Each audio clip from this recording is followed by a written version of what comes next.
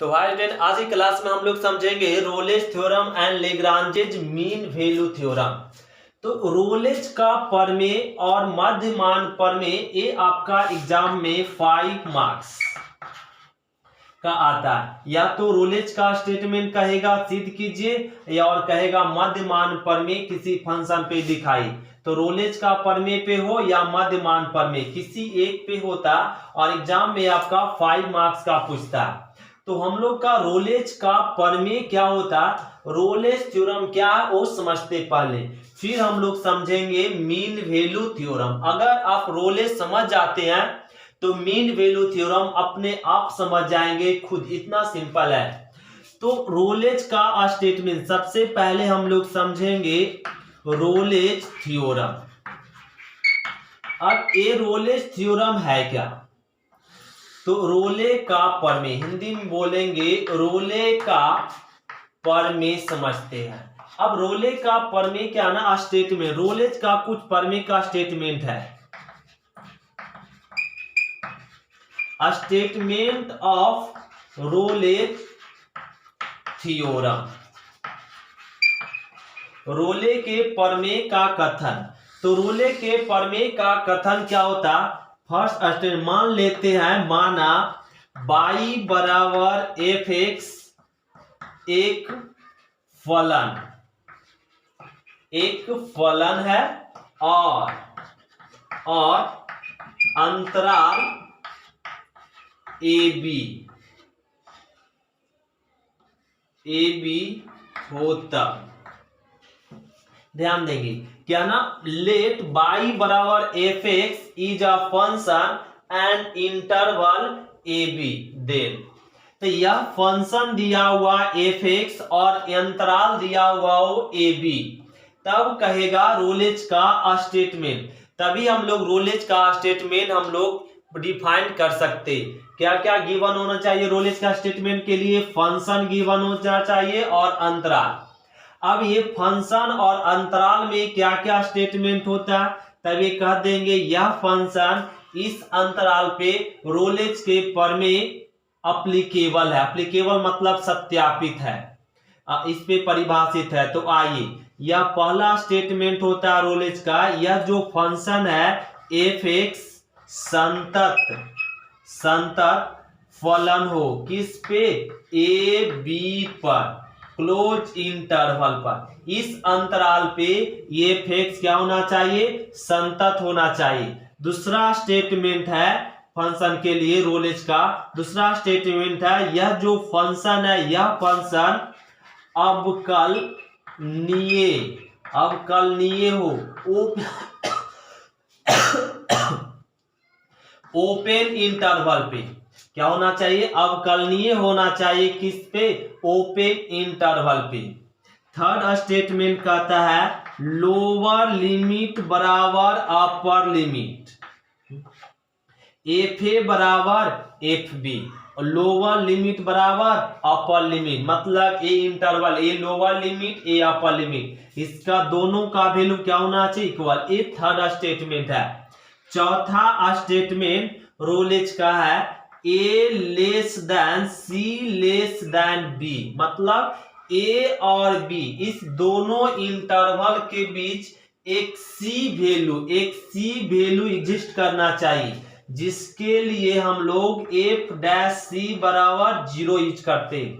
यह सी का value find करने के लिए क्या करते? एफ डैश सी बराबर 0, एफ डैश सी बराबर क्या? 0। तो ये आपका रोलेज का कितना स्टेटमेंट है? 4। अगर यह फंक्शन में चारों स्टेटमेंट ट्रू है तो कह देंगे रोले का प्रमेय दिए हुए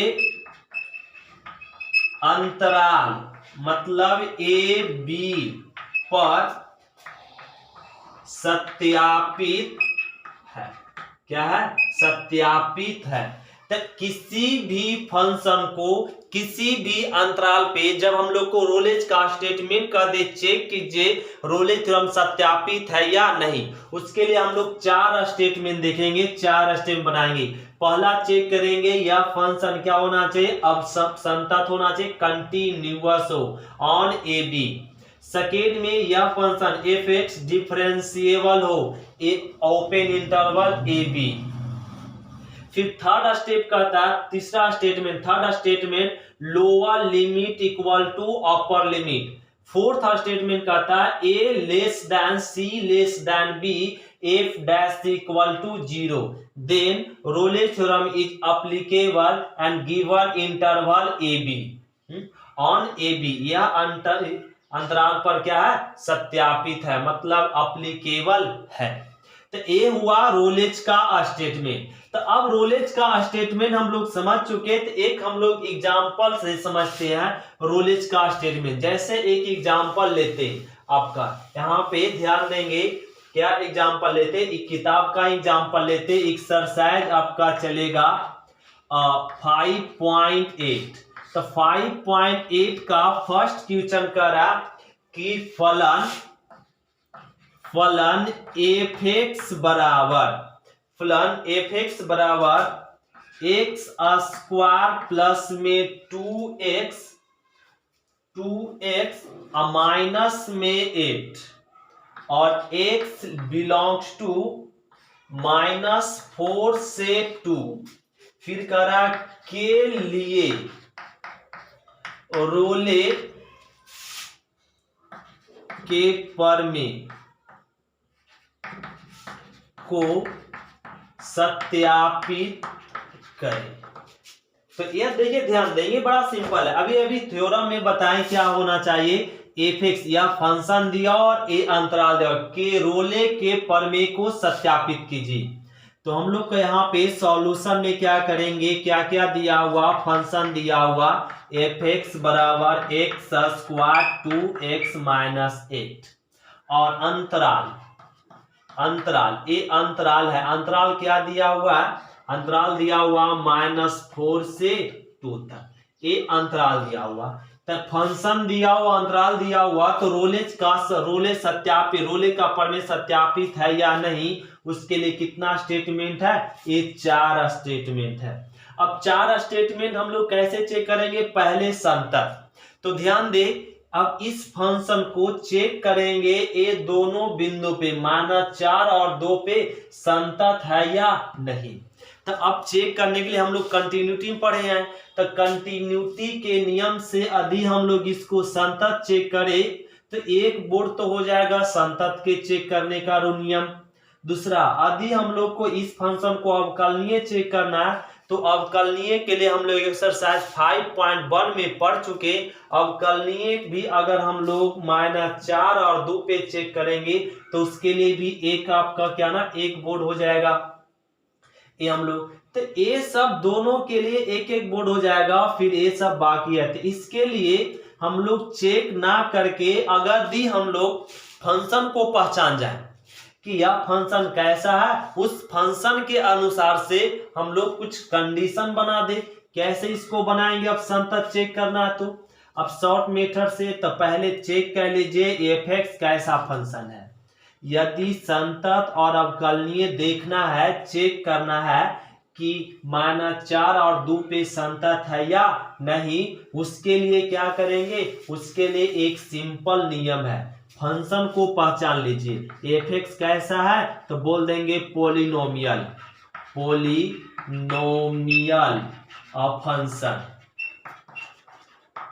फंक्शन है। कैसा फंक्शन है, पोलिनोमियल फंक्शन है। तो पोलिनोमियल फंक्शन हम लोग सभी जानते, पोलिनोमियल मतलब बहुपदीय फलन है। तो पोलिनोमियल फंक्शन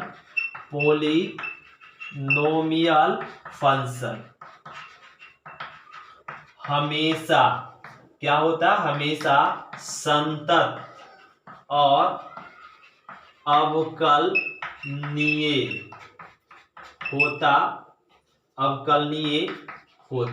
संतत और अवकलनीय होता। जो पोलिनोमियल फंक्शन, ये जो फंक्शन है, यह फंक्शन हमेशा संतत और अवकलनीय होता है। तो हमेशा संतत और अवकलनीय होता है। तो यहाँ पे पहला पॉइंट था। अब हमेशा संतत मतलब क्लियर हो गया कि अगर पोलिनोमियल फंक्शन ग्राफ बनाएंगे, ये लगातार जाएगा, कहां से कहां तक, माइनस इन्फिनाइट से प्लस इन्फिनाइट तक का ग्राफ इसका लगातार होगा। किसी भी मतलब 1 2 3 -1 -2 किसी भी पॉइंट पे ग्राफ टूटेगा नहीं। x1 पे देखेंगे तो ग्राफ लगातार है, यहाँ पे 2 पे भी टूटा हुआ नहीं होगा, लगातार है। 3 पे भी मतलब इन्फिनाइट तक ग्राफ क्या होगा, लगातार होता है। और -1 पे भी ये फंक्शन का ग्राफ देखेंगे लगातार होता है, मतलब माइनस इन्फिनाइट से प्लस इन्फिनाइट तक के फंक्शन को क्या बोलेंगे, हमेशा संतत। तो ये संतत माइनस इन्फिनाइट से प्लस इन्फिनाइट तक संतत है, तो क्या -4 और 2 तक में संतत नहीं होगा, एस होगा। तो कह देंगे f(x) क्या है, संतत फलन है। कहां से कहां तक, -4 से और +2 पर, -4 और 2 पर, ये हो गया। तो दूसरा स्टेटमेंट चेक करेंगे, f(x) संतत भी है और अवकलनीय भी है। तो कह देंगे डिफरेंशिएबल, अवकलनीय फलन है। किस पे -4 और 2 पे, मतलब ओपन इंटरवल पे संतत है। ये 2 स्टेटमेंट हम लोग चेक कर लिए। अब थर्ड स्टेटमेंट के लिए क्या कहता है, लोअर लिमिट बराबर अपर लिमिट। अब हम लोग लोअर लिमिट का वैल्यू फाइंड करेंगे, मतलब f लोअर लिमिट क्या, -4 का वैल्यू कैसे ज्ञात करेंगे, ये डायरेक्ट फंक्शन में पुट कर दीजिए। तो x के जगह पे -4 का स्क्वायर और प्लस में 2, और x के जगह पे -4 माइनस में 8, तो यहाँ पे रख दिए माइनस में 8। अब इसको सोल्व कर लीजिए, तो 4 चौक 16 और 4 दूनी 8 और -8, तो -8 -16 और प्लस में 16, क्या आ गया 0, क्या आ गया 0। तो ये लिख लेंगे हम लोग, यहाँ पे ए वैल्यू आ गया 0। अब हम लोग फाइंड कर लेंगे क्या, अपर लिमिट। क्या फाइंड कर लेंगे, अपर लिमिट कितना, 2, तो 2, तो इसमें रख लेंगे, तो 2 का स्क्वायर और प्लस में 2 × 2 और माइनस में 8, तो 2 दूनी 4 प्लस में 4 -8, 4 4 8, 8 -8, क्या आ गया 0।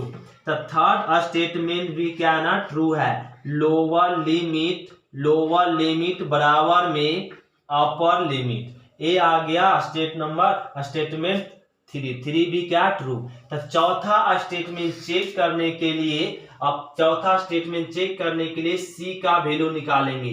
तो सी का वैल्यू निकालने के लिए फंक्शन का डिफरेंशिएट करते, f(x) का। चौथा स्टेटमेंट चेक करने के लिए फंक्शन का डिफरेंशिएट करेंगे। f(x) का डिफरेंशिएट f'(x), x स्क्वायर का डिफरेंशिएट 2x, और 2x का डिफरेंशिएट 2 और x का 1, और 8 का डिफरेंशिएशन 0। तो अब x के जगह पे c पुट कर दीजिए, तो क्या हो जाएगा 2c, 2 गुना 1 2, ये फाइंड हो गया। c का वैल्यू ज्ञात करने के लिए f' बराबर बोला गया 0 लिया जाता है। तो x के जगह पे यहाँ पे c पुट कर दिए, x के जगह पे क्या, c, x बराबर c रख लिए। अब f' बराबर क्या आ गया, 2c प्लस में 2 बराबर 0, तो 2c बराबर -2, 2 कट गया, तो c का वैल्यू -1, तो c का वैल्यू -1, a -1 -4 से बड़ा है और किससे, 2 से छोटा, -4 से बड़ा है और 2 से छोटा। तो यह कह देंगे, ये जो चौथा स्टेटमेंट भी क्या है, ट्रू है। चौथा स्टेटमेंट भी क्या ना, सत्यापित सही है। तो कह देंगे यह रोलेज का प्रमेय दिए हुए अंतराल पे क्या है, सत्यापित है। ये हो गया आंसर। तो लिखना पड़ेगा एक लाइन, क्या लिखना पड़ेगा, रोले का प्रमेय दिए हुए अंतराल पर क्या है, सत्यापित है। ये हो गया आंसर। जहां c बराबर क्या आया, -1, c बराबर क्या आया, -1, ये हो गया आंसर। फिर से एक बार रिपीट करते क्वेश्चन को, क्या करा ध्यान देंगे, फिर से समझाते क्वेश्चन को एक बार, ध्यान देंगे।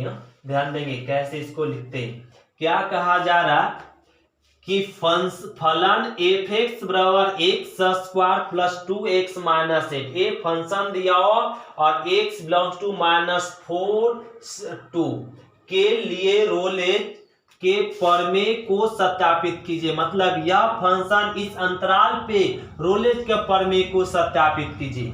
तो रोलेज के प्रमेय को सत्यापित करने के लिए 4 स्टेटमेंट है। फर्स्ट स्टेटमेंट है बाबू कि फर्स्ट स्टेटमेंट चेक करते, क्या चेक करना होता है, संतत और अवकलनीय। तो संतत अवकलनीय चेक करेंगे तो बहुत लंबा प्रोसेस है, तो वो प्रोसेस से बचने के लिए हम लोग चेक कर लेते फंक्शन कैसा है। तो यह एफ एक्स, यह फलन कैसा है, पोलिनोमियल। पोलिनोमियल मतलब बहुपदीय फलन है, तो ये पोलिनोमियल फंक्शन है।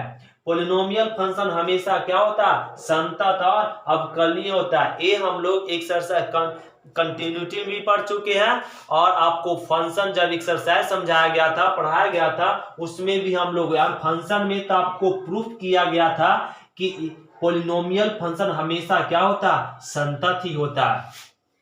और तो ये लिख लिए पोलिनोमियल, पोलिनोमियल हमेशा संतत, और अब हमेशा मतलब माइनस इन्फिनिट से प्लस इन्फिनिट तक।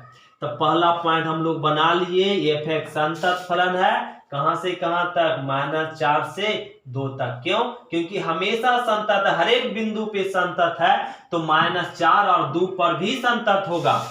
और एफ एक्स अवकलनीय फलन है, क्यों, क्योंकि हमेशा अवकलनीय है, मतलब सभी बिंदु पर अवकलनीय है, तो -4 और 2 पर भी अवकलनीय होगा।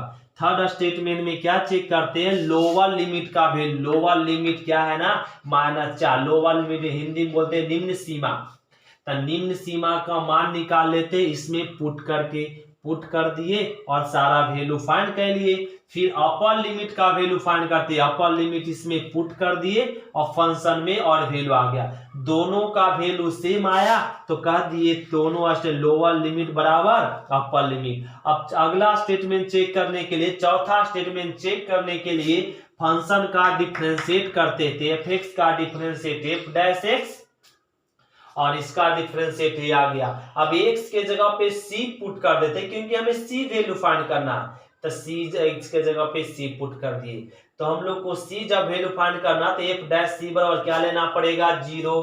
तो f डैश c का वैल्यू पुट कर दिया और c का वैल्यू निकल गया -1। ये जो c का वैल्यू निकला, यह जो मान हो वो किसके, इस अंतराल के बीच में होना चाहिए। तो इस अंतराल के बीच में आ जाता है, तो कह देंगे रोलेज का प्रमेय क्या है, सत्यापित है।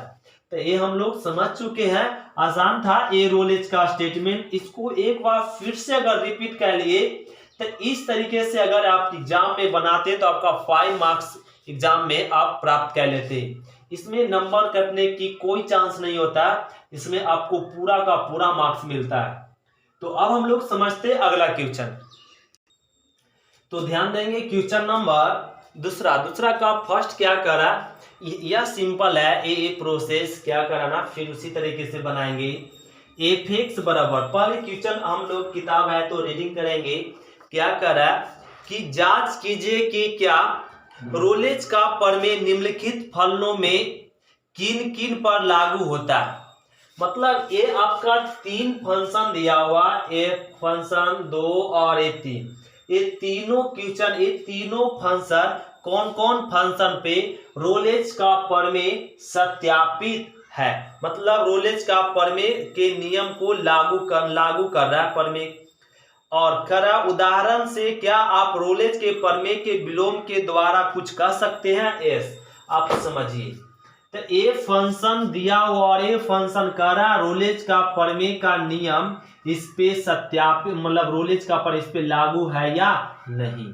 उसके लिए क्या करते, पहले फंक्शन को लिख लेते, एफ एक्स और क्या दिया हुआ, ग्रेटेस्ट इंटीजर। इस फंक्शन, एक फंक्शन कैसा है, बड़ी ब्रैकेट में है, और x बिलोंग्स टू 5 और 9 है, ये अंतराल दिया हुआ, क्या दिया हुआ, अंतराल।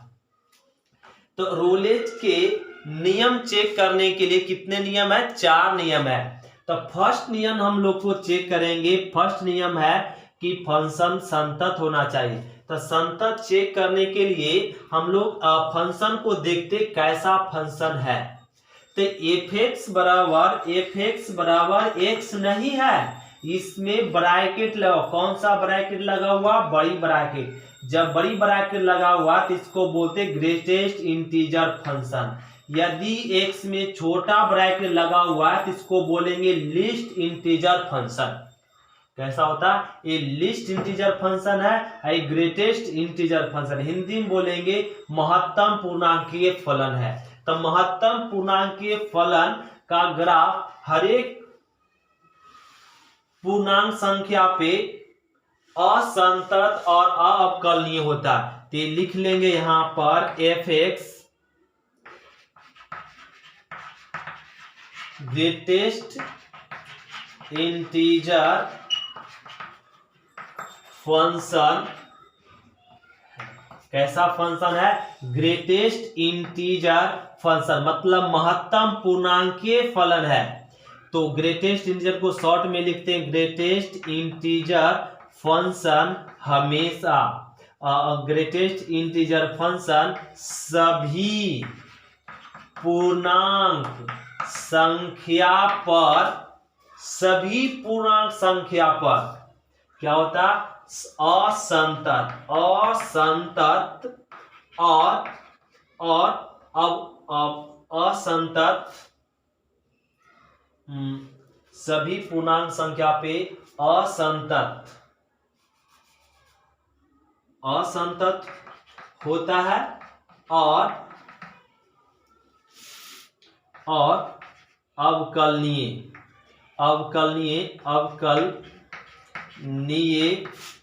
नहीं होता है। असंतत होता और अवकलनीय नहीं होता।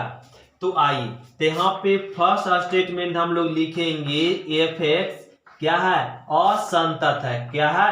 असंतत है। क्यों? क्योंकि ए 5 और 9, 5 भी पूर्णांक संख्या है और 9 भी पूर्णांक संख्या है। तो इस पे तो क्या होगा? असंतत बोल रहा। क्या बोला? कि सभी पूर्णांक संख्या पर क्या होता है? सभी पूर्णांक संख्या पर असंतत होता है। लीजिए, तो जो ये फंक्शन महत्तम पूर्णांकीय है, जो सभी पूर्णांक संख्या पर असंतत होता है, तो ये 5 भी पूर्णांक संख्या और 9 भी पूर्णांक संख्या, तो इस पे असंतत हो गया। क्या होना चाहिए? संतत होना चाहिए। तो पहला नियम पालन नहीं किया, किसका? रोलेज का। तो जब फर्स्ट रूल फॉलो नहीं किया तो आगे चेक करने की जरूरत नहीं है, डायरेक्ट बोलेंगे रोलेज का रोलेज थ्योरम सत्यापित नहीं है दिए हुए अंतराल पर।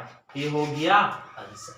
तो ऐसे हम लोग बना लेंगे। तो क्वेश्चन नंबर 2 का फर्स्ट हम लोग समझ गए। अब क्वेश्चन नंबर 2 का 2 भी वही कर रहा है। अब एफ एक्स बराबर दिया हुआ ग्रेटेस्ट इंटीजर एक्स और एक्स प्लस 2 -2 से +2, ये भी चेक करना। तो क्वेश्चन नंबर हम लोग सेकेंड समझ लेते। तो ये चेक करने के लिए करा, इस अंतराल पे बताइए रोलेज के नियम सत्यापित है या नहीं। तो इस ये भी कैसा फंक्शन है? तो एफ एक्स देख रहे हैं ग्रेटेस्ट इंटीजर फंक्शन है। तो ग्रेटेस्ट इंटीजर फंक्शन सभी पूर्णांक संख्या पे क्या होता? असंतत होता। और ये लिखा हुआ है और अवकलनीय नहीं होता है। लीजिए, तो ये भी अवकलनीय होता है। यह एफ एक्स असंतत है। किस पे? -2 और 2 पे। रोलेज का था स्टेटमेंट, पहला स्टेटमेंट संतत होना चाहिए, ये क्या हो गया? असंतत। तो यहाँ पे पहला आपका फॉल्स हो गया, तो आगे चेक करने की जरूरत नहीं है, डायरेक्ट लिख देंगे रोलेज थ्योरम सत्यापित नहीं है दिए हुए अंतराल पे। ये हो गया क्वेश्चन नंबर सेकेंड। अब हम लोग समझेंगे क्वेश्चन नंबर थर्ड। तो क्वेश्चन नंबर थर्ड क्या है ना? एफ एक्स बराबर x² -1 और x बिलोंग्स टू 1 से 2, ये दिया हुआ फंक्शन और ये दिया हुआ अंतराल, इस पे रोलेज के नियम लागू हो रहा है या नहीं, ये करा चेक करने के लिए। तो ये चेक करने के लिए तो पहले देख लेंगे फंक्शन कैसा है, पॉलिनोमियल फंक्शन, पॉलिनोमियल फंक्शन है। कैसा फंक्शन है, पॉलिनोमियल फंक्शन है। तो हम लोग सभी जानते हैं पॉलिनोमियल फंक्शन, पॉलिनोमियल फंक्शन हमेशा हमेशा क्या होता है, संतत और अवकलनीय होता है, संतत और अवकलनीय होता है। तो यहाँ पे फर्स्ट पॉइंट बना लेंगे कि एफ एक्स क्या है, संतत फलन है। किस पे, ग्रेटेस्ट इंटीजर, संतत फलन है किस पे, 1 और 2 पे, क्लोज इंटरवल पे। क्या लिखेंगे, हाँ क्लोज इंटरवल देंगे, क्लोज इंटरवल पर। सेकेंड स्टेटमेंट हम लोग चेक कर लेंगे, एफ एक्स क्या ना, अवकलनीय मतलब डिफरेंशिएबल फलन है। किस पे, ओपन इंटरवल 1 2 पर। थर्ड स्टेटमेंट चेक करने के लिए दो स्टेटमेंट क्या है ना, दो नियम लागू किया, दो नियम इस पे, इस फंक्शन पे लागू हो रहा है। अब तीसरा नियम रोलेज का क्या होता, लोअर लिमिट का वैल्यू चेक करेंगे। तो 1 का स्क्वायर -1, तो 1 का स्क्वायर 1 -1 बराबर 0। अब हम लोग अपर लिमिट का वैल्यू फाइंड करेंगे, अपर लिमिट 2, इसमें पुट कर दीजिए 2 का स्क्वायर -1, 2 दूनी 4 -1 मतलब 3। तो लोअर लिमिट बराबर में अपर लिमिट, ये नहीं आया, लोअर लिमिट 0 है, अपर लिमिट 3 है, तो डज नॉट आ गया। तो ये तीसरा स्टेटमेंट, तीसरा नियम रोलेज का नहीं ट्रू है, ये फॉल्स है, नियम पालन नहीं कर रहा। तो कह देंगे तीसरा स्टेटमेंट रोलेज का क्या, कि लोअर लिमिट बराबर अपर लिमिट, ए बराबर नहीं आया। तो यहाँ पे लिखना पड़ेगा रोले का प्रमेय दिए हुए अंतराल पर क्या है, सत्यापित नहीं है, सत्यापित नहीं है। ये हो गया आंसर। इसको ऐसे लिख सकते, रोलेज के प्रमेय का नियम इस पे लागू नहीं है दिए हुए अंतराल पे। तो ये हो गया क्वेश्चन नंबर 2। अब हम लोग समझेंगे क्वेश्चन नंबर 3। क्वेश्चन नंबर 3 समझना है। अब क्वेश्चन नंबर 3 क्या कर रहा है, ध्यान देंगे। तो क्वेश्चन नंबर 3 समझिए, कर रहा है -5 (r) एक संतत फलन है। यहाँ पे क्या ना, एक क्वेश्चन थोड़ा इमेजिन लॉजिक से बनेगा। एक क्वेश्चन ऑलरेडी क्या ना, ये आपका फंक्शन इसमें गिवन नहीं है और अंतराल भी एक गिवन है, और इस अंतराल पे बात कर रहा है कि यह जो फंक्शन है, कोई ऐसा फंक्शन होगा जो एफ एक्स, कोई फंक्शन होगा वो एफ एक्स होगा, वो क्या है ना, संतत है। क्या करा, संतत, एक संतत फलन है, ये संतत फलन है। और यदि एफ एक्स, पहला स्टेटमेंट तो क्लियर हो गया कि फंक्शन संतत है, और यदि एफ डैश किसी भी बिंदु पर शून्य नहीं होता है, तो एफ एक्स यहाँ पे संतत है। तो अब यहाँ पे हम लोग, यहाँ पे कंफ्यूजन हो रहा है क्या, कि एफ एक्स अवकलनीय है या नहीं है। तो यहाँ पे इसमें लिखा नहीं, केवल करा फंक्शन संतत है। तो एफ एक्स अवकलनीय है या नहीं है, ये हम लोग को यहाँ पे क्लियर हो रहा कि इसको बोल देंगे तो इस फंक्शन को रहने दीजिए। और अगला में क्या करा कि एफ डैश एक्स, क्या करा अगला पॉइंट, एफ डैश एक्स किसी भी बिंदु पर शून्य नहीं होता है। मतलब इसका डिफरेंशिएट, अगर किसी भी फंक्शन का डिफरेंशिएट कर, मतलब इस फंक्शन का डिफरेंशिएट कर रहे हैं, तो वो 0 के बराबर नहीं हो रहा। तो जब उसका डिफरेंशिएट 0 के बराबर नहीं हो रहा, मतलब इसका मतलब fx अवकलनीय नहीं है, अवकलनीय नहीं है। जब फंक्शन अवकलनीय नहीं है तो इसका मतलब क्या ना कि fx लोअर लिमिट का वैल्यू और अपर लिमिट का वैल्यू भी बराबर नहीं होगा। तो लोअर लिमिट इसमें क्या दिया हुआ, लोअर लिमिट दिया हुआ -5 और अपर लिमिट क्या दिया हुआ है 5। यही हो गया, यही कर दिए हम लोग, यही करना था। तो अब हम लोग समझते हैं क्वेश्चन नंबर 4। क्वेश्चन नंबर 4 क्या करा, लेग्रेंज के मध्यमान प्रमेय। तो अब मध्यमान प्रमेय के नियम क्या होता है शो करा। तो क्वेश्चन नंबर 4 समझने से पहले हम लोग को अब लोग लेग्रेंज मध्यमान प्रमेय मीन वैल्यू थ्योरम समझना पड़ेगा। अब मीन वैल्यू थ्योरम का क्या क्या नियम है। तो मीन वैल्यू थ्योरम के 3 नियम है। आइए हम लोग मीन वैल्यू के 3 नियम समझते हैं। तो आइए हम लोग समझते हैं Lagrange's mean value theorem. Mean value theorem को ही फुल नेम हम लोग बोलेंगे Lagrange's mean value theorem. Hindi में लेग्रांजे का मध्यमान प्रमेय। तो अब लेग्रांजेज का मध्यमान प्रमेय क्या होता है, statement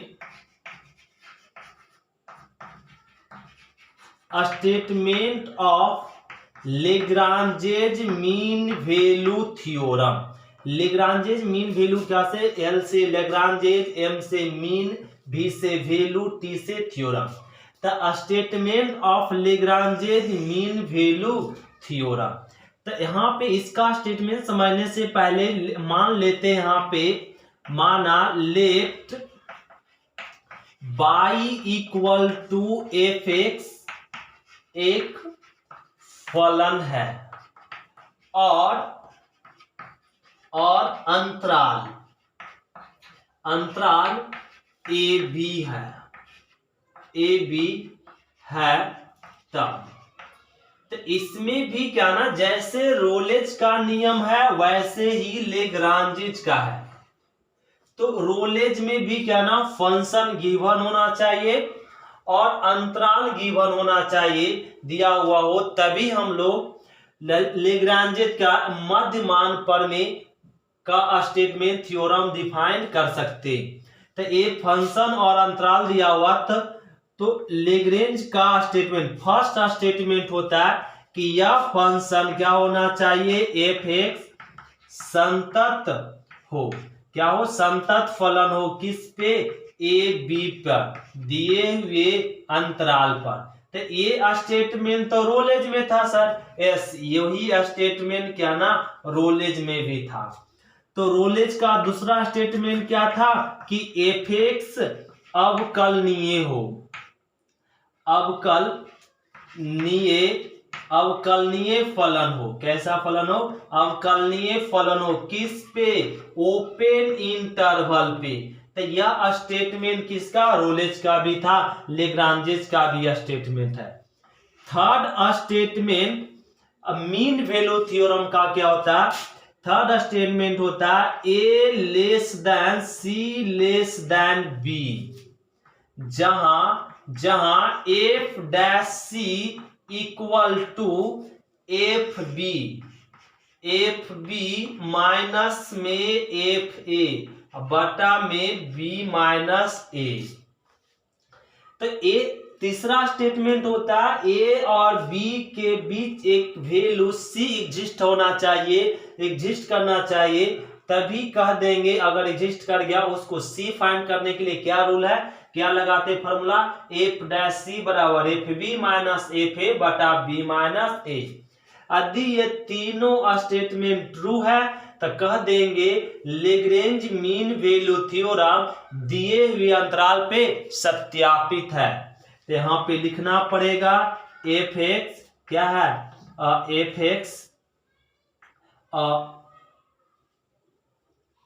fx Rolle's लेग्रांजेज fx function मतलब fx फलन क्या है, सत्यापित तो इसको ऐसे लिख देंगे लेग्रांजेज एफ एक्स फलन लेग्रांजेज मीन वैल्यू थ्योरम क्या है सत्यापित, लेग्रांजेज मीन वैल्यू थ्योरम सत्यापित, मीन वैल्यू थ्योरम दिए हुए अंतराल पर क्या है सत्यापित है, दिए हुए अंतराल पे सत्यापित। ये हम लोग लिख देंगे। ये हो गया आंसर किसका, रोलेज का स्टेटमेंट। तो रोलेज का स्टेटमेंट चेक करने के लिए ये आपका कितना 3 नियम है। ये 2 नियम तो आपका किसका है, 2 नियम 2 स्टेप तो रोलेज का ही है। एक तीसरा ये भी रोलेज का ही है। तीसरा यहाँ पे बढ़ जाता है ये फॉर्मूला केवल। रोलेज में एफ डैश सी बराबर 0 हो जाता था और यहाँ 0 ना होकर f b minus f a बटा बी माइनस ए होता है। तो इतना ही अंतर है रोलेज और लेग्रांजेज में। तो ये रोलेज लेग्रांजेज हम लोग क्लियर हो गया। अब समझते हैं एक एग्जांपल लेते, जैसे आपका क्वेश्चन नंबर 4 समझिए। 4 में क्या करा, क्वेश्चन नंबर 4 ध्यान देंगे। तो क्वेश्चन नंबर 4 करा मध्यमान प्रमेय सत्यापित कीजिए यदि अंतराल ए बी और एफ एक्स क्या ना सॉल्यूशन में दिया हुआ है, एफ एक्स फंक्शन दिया हुआ x square minus 4x minus 3, जहां a बराबर 1 और b बराबर 4। अंतराल क्या है, a b है। तो a b है तो यहाँ पर a बराबर 1 b बराबर 4, a दिया हुआ है अंतराल। तो a के जगह पे 1 और b के जगह पे 1, a अंतराल दिया हुआ है। और इसी को हम लोग यहाँ पे ऐसे लिख लीजिए 1 और 2, ऐसे समझ लीजिए। तो a दिया हुआ हम लोग का अंतराल। तो a फंक्शन है और a अंतराल है और कह रहा है लेग्रेंज के मध्यमान सत्यापित है या नहीं इस फंक्शन या फंक्शन इस अंतराल पे। तो इसको चेक करने के लिए कितना स्टेटमेंट, 3 स्टेटमेंट। तो ये संतत और अवकलनीय चेक करने के लिए अभी हम लोग समझे, क्या समझे सर, कि फंक्शन को चेक करना पड़ेगा कैसा फंक्शन है। तो एफ एक्स कैसा फंक्शन है, तो देख रहे पोलिनोमियल फंक्शन है, पोलिनोमियल फंक्शन है। एफ एक्स कैसा फंक्शन है, पोलिनोमियल। तो पोलिनोमियल फंक्शन हमेशा क्या होता है, पोलिनोमियल फंक्शन हमेशा संतत होता है। यहाँ लिखना पड़ेगा पोलिनोमियल फंक्शन, और पोलिनोमियल फंक्शन हमेशा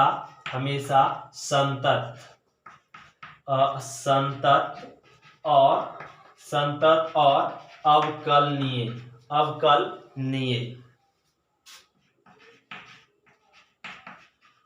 फलन है।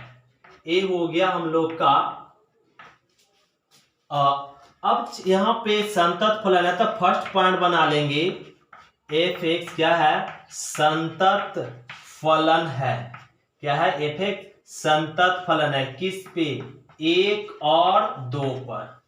दूसरा नियम बना लेंगे, दूसरा क्या स्टेटमेंट है, एफ एक्स अवकलनीय। यहां तक तो रोलेज का ही नियम पालन हो रहा, अवकलनीय है किस पे, 1 2 पर। यहां तक रोलेज का नियम पालन हो रहा। अब तीसरा स्टेटमेंट क्या ना, ए less than c less than b, जहां एफ डैश सी, तो ए फाइंड करना पड़ेगा। सी फाइंड करने के लिए ए फॉर्मूला, इस फॉर्मूला में एफ डैश सी फाइंड करना पड़ेगा, एफ बी और एफ ए।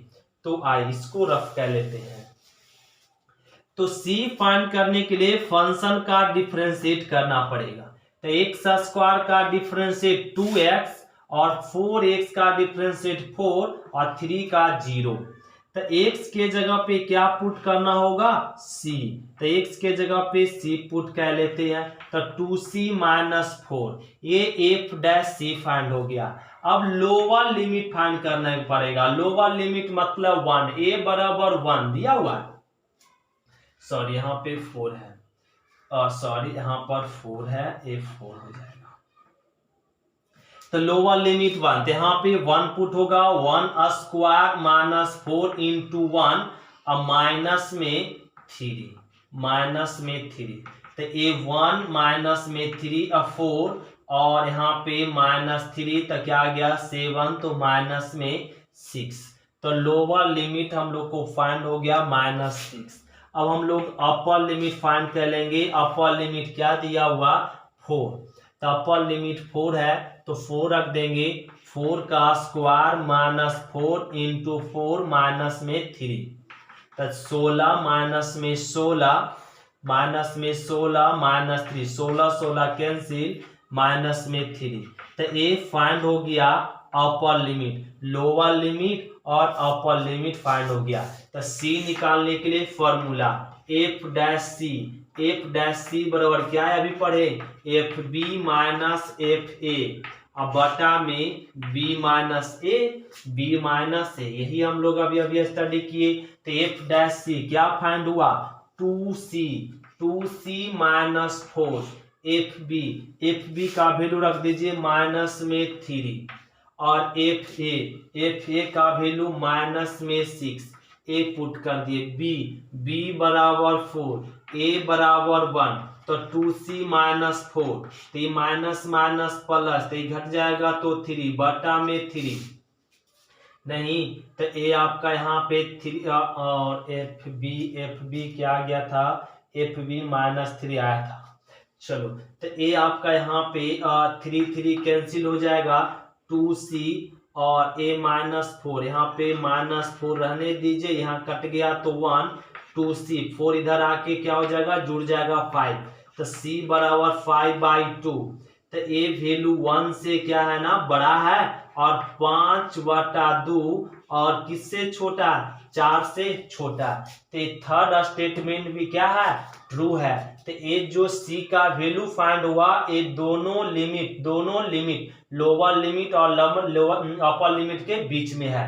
तो कह देंगे रोलेज मध्यमान प्रमेय क्या है, मध्यमान प्रमेय सत्यापित है दिए हुए अंतराल पे, इस अंतराल पे क्या है, सत्यापित है। यह फंक्शन यहाँ लिखना पड़ेगा कि एफ एक्स मध्यमान प्रमेय, एफ एक्स फलन मध्यमान प्रमेय पर क्या है, सत्यापित है दिए हुए अंतराल पे। तो ये हो गया क्वेश्चन नंबर 4। तो क्वेश्चन नंबर हम लोग 5 समझे, कर रहा है मध्यमान प्रमेय सत्यापित कीजिए यदि अंतराल ए बी में एफ एक्स क्यू, ए दिया हुआ जहां ए बराबर 1 और बी बराबर 4। तो इसका सॉल्यूशन में ध्यान देंगे, फंक्शन दिया हुआ एफ एक्स बराबर x Q minus 5x square minus 3x। तो कह रहा रोलेज का मध्यमान प्रमेय सत्यापित कीजिए यदि अंतराल क्या ना ए बी क्या, ए का वैल्यू 1 है और बी का वैल्यू 4 है में एफ एक्स, जहां f1 इक्वल टू, तो ए करा फाइंड करने के लिए, तो इसमें सिंपल है। तो क्या कीजिए, ये भी कैसा फंक्शन है, पॉलिनोमियल फंक्शन है। पॉलिनोमियल फंक्शन हमेशा क्या होता है, संतत होता है। तो डायरेक्ट पहला पॉइंट लिख देंगे, एफ एक्स क्या है, संतत फलन है और किस पे, क्लोज इंटरवल 1 और 4 पर। ये हो गया। दूसरा स्टेटमेंट क्या लिख देंगे, एफ एक्स क्या है, अवकलनीय फलन है किस पे, 1 और 4 पर, किस पे, 1 और 4 पे। तीसरा स्टेटमेंट क्या होता, चेक करना होता है लेग्रांजेस के लिए, आप हम लोग को सी वैल्यू फाइंड करने के लिए एक फंक्शन का डिफरेंशिएट करना पड़ेगा। तो एक्स क्यू का डिफरेंशिएट क्या हो जाएगा, 3x स्क्वायर 10x माइनस में 3, ये एक बार डिफरेंशिएट हो गया। अब यहाँ पर x के जगह पे c, तो यहाँ पे 3c square minus 10c minus में 3, ये फाइंड हो गया एफ डैश सी। अब लोअर लिमिट फाइंड करेंगे, लोअर लिमिट 1 है, तो 1 का वैल्यू यहाँ पे 1 क्यू माइनस में 5 इंटू 1 स्क्वायर माइनस 3 इंटू 1, तो क्या हो जाएगा, f1 का वैल्यू 1 माइनस 5 माइनस 3, 8 में -7। अब हम लोग अपर लिमिट फाइंड कर लीजिए, अपर लिमिट क्या दिया हुआ है 4, तो 4 यहाँ पे पुट करेंगे, ध्यान देंगे, एक मिनट, सॉरी, यहाँ पे F1 दिया और F3 दिया हुआ, B का वैल्यू 3 है। तो अब अपर लिमिट क्या ना 3 पुट कर लेंगे, तो 3 square minus 5 into 3 square 3 into 3, तो 3 तिया 9 और यहाँ पे 5 3 तिया 9, ये सॉरी, तो यहाँ पे वैल्यू तो इसमें मिस हो रहा है, तो ए इसमें वैल्यू A3 क्यू और माइनस में 5 इंटू 3 स्क्वायर माइनस 3 इंटू 3, तो 3 तिया 9 9 तिया 27 और 3 तिया 9 9 पचे 45, यहाँ पे 3 तिया 9, ये आ गया। तो इसको घटा देंगे तो 18 माइनस में 45, अब इसको घटा लीजिए, तो यहाँ पे हम लोग घटाएंगे तो 7 और 3 में से घट जाएगा 2, तो माइनस में 27, तो ये हम लोग को अपर लिमिट मिल गया और ए लोअर लिमिट। अब सी निकालने के लिए फॉर्मूला हम लोग पढ़ चुके, एफ डैश सी बराबर f b minus f a बटा बी माइनस ए। तो एफ डैश सी का वैल्यू क्या, 3c स्क्वायर माइनस में 10c माइनस में 3 बराबर एफ बी का वैल्यू माइनस में 27, एफ ए का वैल्यू माइनस में 7, तो माइनस माइनस क्या हो जाएगा प्लस में 7, बी का वैल्यू 3 और ए का वैल्यू 1, तो 3c square minus 10c minus 3, यहाँ पे 20 आ गया बटा में 2, तो 3c square minus 10c minus 3, 5 दूनी 10, तो माइनस में 10, तो 3c स्क्वायर माइनस में 10c और इधर घट गया माइनस में 7, तो 3c स्क्वायर माइनस में 10c, माइनस वाला इधर आ गया प्लस में 7 बराबर में 0। अब इसका फैक्टर तोड़ लेंगे, 7 या 21, तो इसका फैक्टर हो जाएगा 3c स्क्वायर, तो इसका फैक्टर 3c स्क्वायर माइनस में 3c माइनस में और यहाँ पे हो जाएगा 7c प्लस में 7 बराबर 0, दोनों में कॉमन 3c, तो यहाँ से c माइनस 1, यहाँ पे 7 माइनस 7 कॉमन, तो c minus 1 equal to c, तो c माइनस 1 कॉमन ले लीजिए, तो 3c माइनस 7 बराबर 0, तो यहाँ से वैल्यू फाइंड हो गया।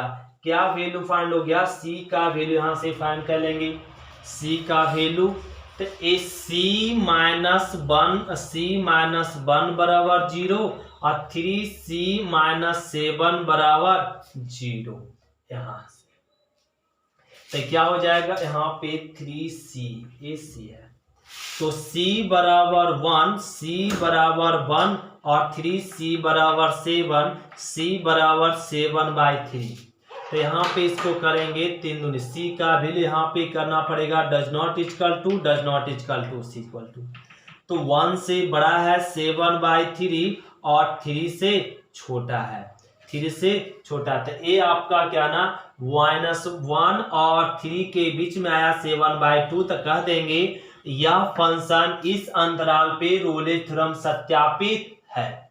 ये हो गया आंसर। अब इसी क्वेश्चन में थोड़ा और समझिए, कह रहा कि है f dash c equal to 0, क्या करा इसी क्वेश्चन में, ध्यान देंगे, f dash c equal to 0 के लिए सी बिलोंग्स टू 1 से 3 को ज्ञात कीजिए। ध्यान देंगे, बड़ा सिंपल है, कह रहा जब ये फंक्शन दे दे, यदि एफ डैश सी बराबर 0 हो जाए, उस कंडीशन में सी का वैल्यू ज्ञात कीजिए। तो ध्यान देंगे, उस कंडीशन में सी का वैल्यू, तो यहाँ पे हम लोग एफ डैश सी लोअर लिमिट अपर लिमिट से, तो ये चेंज कर देंगे, यहाँ पे ध्यान देंगे ए रफ हो जाएगा। तो एफ डैश सी बराबर क्या ले लेंगे 0। एफ डैश सी क्या फाइंड हुआ है 3c square, 3c square minus 10c minus 3 बराबर में 0। एफ फाइंड हो जाएगा।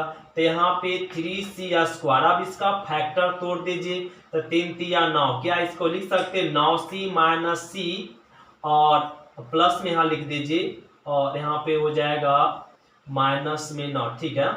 और ए हो जाएगा माइनस में 3 बराबर में 0। दोनों में कुछ कॉमन दिख रहा है 3c, तो यहाँ c माइनस 3 यहाँ पे और यहाँ पे क्या हो जाएगा माइनस में कॉमन, तो इसका फैक्टर नहीं टूटेगा, तो इसका कोई फैक्टर नहीं टूटेगा। तो इसके लिए हम लोग को क्या करना पड़ेगा 3c स्क्वायर, तो c का वैल्यू फाइंड करना पड़ेगा माइनस वैल्यू। तो इस c का वैल्यू फाइंड करने के लिए यहाँ पे a लगा ले, फॉर्मूला x बराबर हम लोग जानते हैं minus b plus minus under root b square minus 4ac by 2a अपना लेंगे। x को समझिए c को समझेंगे x, तो x के जगह पे c हो जाएगा और b के जगह पे माइनस माइनस प्लस में 10 हो जाएगा प्लस माइनस अंडर रूट 10 का स्क्वायर 4a का वैल्यू 3 और c का वैल्यू माइनस में 3, अब एक 2a का वैल्यू 3 और इसको सॉल्व कर लेंगे, यही आपका क्या निकल जाएगा c का वैल्यू दादा है कि 100 और माइनस माइनस ई प्लस हो जाएगा 3 3 9 9 चौका 36, तो ए आ जाएगा इतना। तो इसको सोल्व कर लेंगे, यही सी का वैल्यू आ जाएगा कब जब एफ डैश सी बराबर 0 होगा तब। तो ये क्वेश्चन नंबर हम लोग समझ लिए 5। अब समझते हैं क्वेश्चन नंबर 6। तो ध्यान देंगे क्वेश्चन नंबर 6 क्या कर रहा है, ध्यान देंगे। क्वेश्चन नंबर 6 बड़ा सिंपल है। क्वेश्चन नंबर 6 कह रहा है कि प्रश्न संख्या 2 में उपरोक्त दिए 3 फलनों के मध्यमान प्रमेय के अनुप्रयोग की जांच कीजिए। तो क्वेश्चन नंबर जो 2 में दिया हुआ, ध्यान देंगे क्वेश्चन नंबर 6।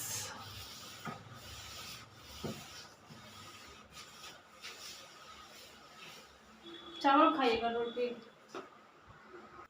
तो क्वेश्चन नंबर हम लोग 6 में क्या करा, प्रश्न संख्या 2 में उपरोक्त दिए 3 फलनों के लिए मध्यमान प्रमेय के अनुप्रयोगी की जांच कीजिए। मतलब क्वेश्चन नंबर 2 में फर्स्ट क्वेश्चन क्या दिया हुआ, एफ एक्स बराबर greatest integer x belongs to क्या ना 5 से 9, ये फर्स्ट क्वेश्चन है।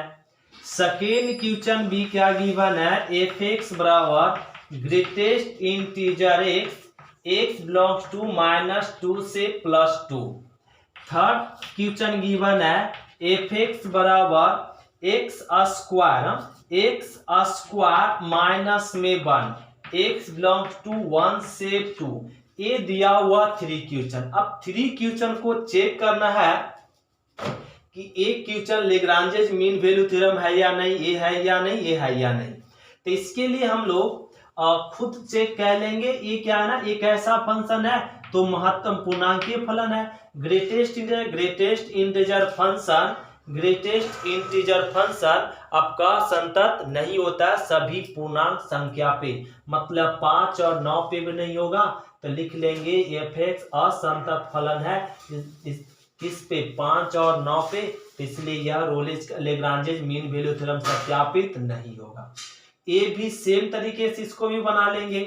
ए बनाने के लिए क्वेश्चन नंबर अभी बताएं 4 और 5 के जैसा इस क्वेश्चन को बना लेंगे। फंक्शन दिया हुआ, अंतराल दिया हुआ है और 3 स्टेटमेंट चेक कर लेंगे। तो ये एक्सरसाइज आपका क्या हुआ, समाप्त हुआ 5.8। अब हम लोग समझेंगे अगले एक्सरसाइज में, अगले क्लास में पढ़ेंगे मिसलेनियस अध्याय 5 पर विविध प्रश्नावली। तो हम लोग विविध प्रश्नावली अगले क्लास में समझेंगे। विविध प्रश्नावली में क्या ना, इसमें कुछ क्वेश्चन इंपॉर्टेंट होते हैं जो कि हर एक चैप्टर में जो 5.1 5.2 से जो क्वेश्चन पढ़ते हैं वो क्वेश्चन का इसमें मिलाया हुआ सारा क्वेश्चन होगा। और एक क्वेश्चन हम लोग समझेंगे अगले क्लास में, जो कि एग्जाम में एक क्वेश्चन इस एक्सरसाइज से पूछेगा। तो हम लोग मिलेंगे अगले क्लास में। थैंक यू स्टूडेंट, शुक्रिया। फिर मिलते अगले क्लास में।